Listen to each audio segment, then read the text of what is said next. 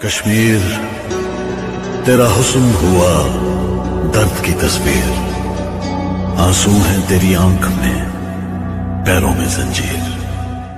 السلام علیکم، میں ہوں پروفیسر رف۔ آج مسئلہ کشمیر کی ایک خاص چہت لے کر آپ کے پاس آیا۔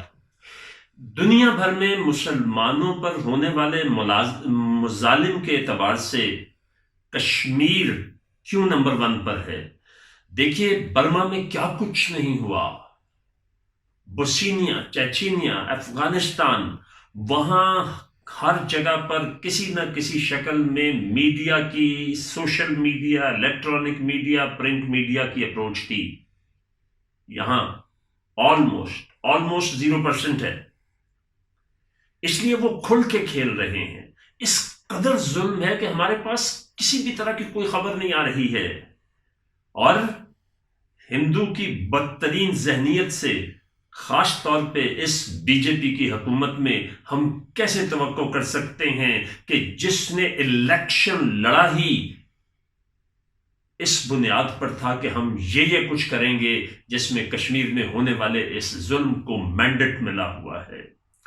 آج بھی مسلم امہ کی اگر غیرت نہیں جاگتی تو کیا ہوگا؟ پھر تاریخ بتاتی ہے beggars have no choice۔ میں اس وقت حکومت کو کچھ نہیں کہہ رہا، کسی کو کچھ نہیں کہہ رہا، صرف اور صرف آپ اگر یہ کہیں کہ میں کیا کر سکتا ہوں تو آئیے، مجھے صرف آج اسی موضوع پر بات کرنی ہے۔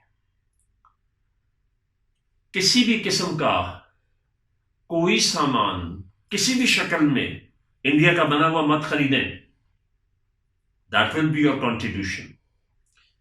وہاں کسی سے کسی بھی قسم کے کوئی بھی روابط ہیں تو اس کو یہ کہہ کے ختم کر دیں، اور اس بات کو اپنی آنے والی نسلوں کو اگر ہم بتانے میں کامیاب ہو جائیں گے تو یقین کیجئے یہ بہت بڑا احسان ہوگا پاکستانیوں پر، کشمیریوں پر تو ہوگا ہی ہوگا، کہ ہمارے دلوں میں سے وہ جو فرق ہے وہ ختم کرنے کی کوشش کی جا رہی ہے، کہ جس کی بنیاد ہے لا الہ الا اللہ۔ ہم کہتے ہیں جی ان کی شکلیں بھی ہمارے جیسی ہیں، ہمارے جیسے کپڑے پہنتے ہیں، ہمارے جیسے رسم و رواج ہیں۔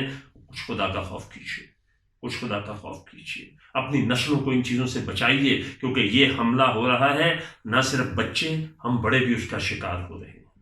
تو آئیے کشمیریوں کے ساتھ ہر قسم کی یکجہتی کا اعلان نہیں کریں، اس کا عملی مظاہرہ جو ہو سکتا ہے وہ ضرور کیجیے۔ یہی میرا پیغام ہے۔ بہت شکریہ۔ کشمیر تیرا حسن ہوا درد کی تصویر، آنسو ہیں تیری آنکھ میں، پیروں میں زنجیر۔